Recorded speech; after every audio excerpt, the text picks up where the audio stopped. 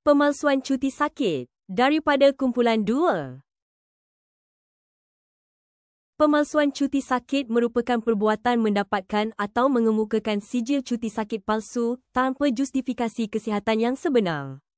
Isu ini semakin membimbangkan kerana ia bukan sahaja melibatkan pelanggaran etika kerja, tetapi juga boleh dikaitkan dengan unsur rasuah, terutamanya apabila sijil tersebut diperoleh melalui bayaran atau kerjasama tidak sah dengan pegawai perubatan. Tindakan ini mencerminkan penyalahgunaan kuasa dan integriti serta menjejaskan kepercayaan terhadap sistem perkhidmatan kesihatan dan pentadbiran awam. Kesan rasuah. Yang pertama, kepada individu. Individu akan hilang maruah diri dan kepercayaan orang sekeliling. Selain itu, masa depan individu tersebut juga terjejas. Bahkan individu tersebut juga akan dikenakan tindakan undang-undang. Yang kedua, kepada masyarakat. Rasuah sudah tentu akan menjejaskan kualiti hidup rakyat. Selain itu, aktiviti rasuah juga mampu menerapkan budaya tidak jujur dan kronisme dalam kalangan rakyat. Yang paling penting, perkhidmatan awam menjadi tidak efisien. Dan yang ketiga, kepada negara. Pertama, hilang keyakinan daripada pelabur asing yang boleh menjejaskan ekonomi negara. Selain itu, kerosakan sistem pentadbiran dan kehakiman.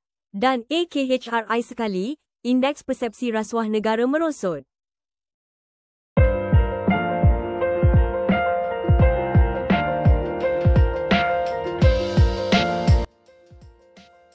Ini Farid. Dia seorang pekerja pejabat. Pagi ini, dia bangun dengan rasa malas nak bekerja. Aduh, kerja bertimbun. Bos pula asyik marah-marah. Kalau boleh cuti sehari dua, tenanglah sikit kepala.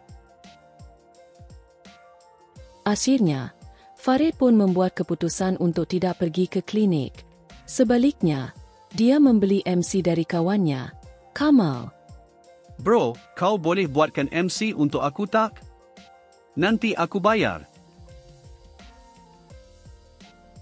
Tanpa berfikir panjang, Farid terus menghantar gambar MC palsu itu kepada pihak HR. Selepas itu, Farid bersantai di kafe dan singgah di pasar raya untuk membeli belah. Semuanya demi kesenangan dirinya sendiri. Sementara itu, di pejabat, rakan sekerja Farid, Aina, terpaksa memikul beban kerjanya. Pihak HR pula mula mengesan sesuatu yang mencurigakan. Bagi Farid, ini bukanlah suatu masalah yang besar. Dia pun terus bermain game tanpa rasa bersalah. Keesokan harinya, Farid dipanggil oleh pihak HR untuk sesi soal siasat. Kami telah membuat semakan dengan pihak klinik. Malangnya, tiada rekod MC yang dikeluarkan atas nama awak. Saya rasa mungkin klinik yang tersilap. Namun segalanya terbongkar. Pembohongan Farid akhirnya dikesan, dan dia digantung kerja serta-merta.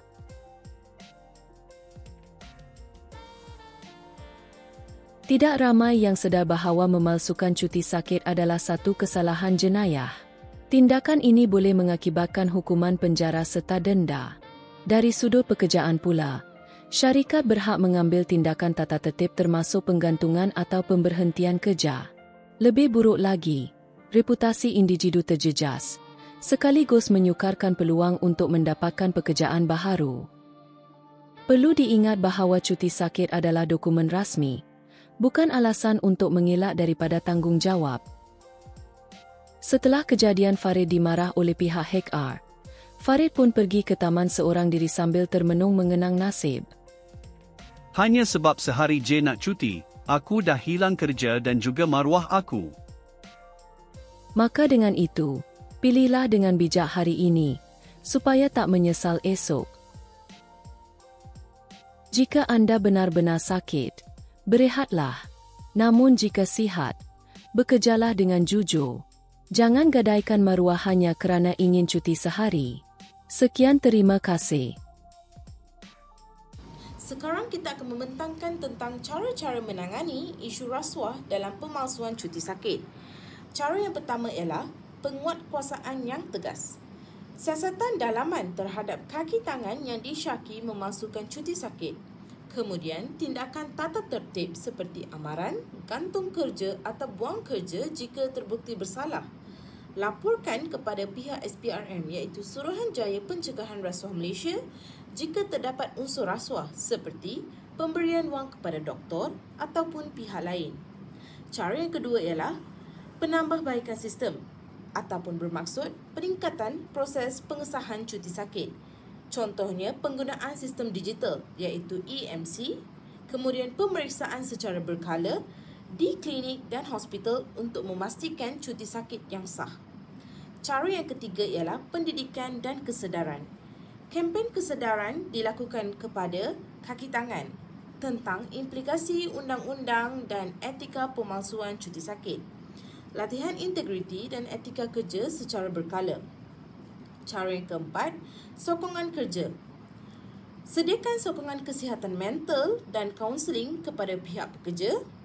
Fleksibiliti kerja, iaitu bermaksud kerja dari rumah untuk kes ringan ataupun boleh dikenali sebagai work from home. Cara yang akhir sekali, cara kelima, saluran aduan selamat. Saluran aduan sulit dan selamat untuk melaporkan pemalsuan, perlindungan terhadap whistleblower di bawah Akta Perlindungan Pemberi Maklumat 2010. Kemudian, perundangan dalam isu pemalsuan cuti sakit.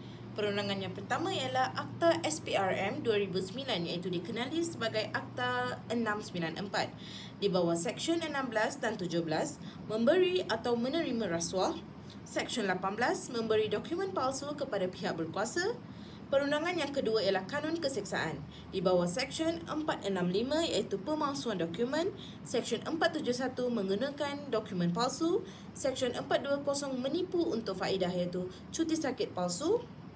Perundangan yang ketiga ialah Akta Kerja 1955. Pemalsuan MC dianggap salah laku yang serius, boleh dikenakan tindakan disiplin atau pemecatan.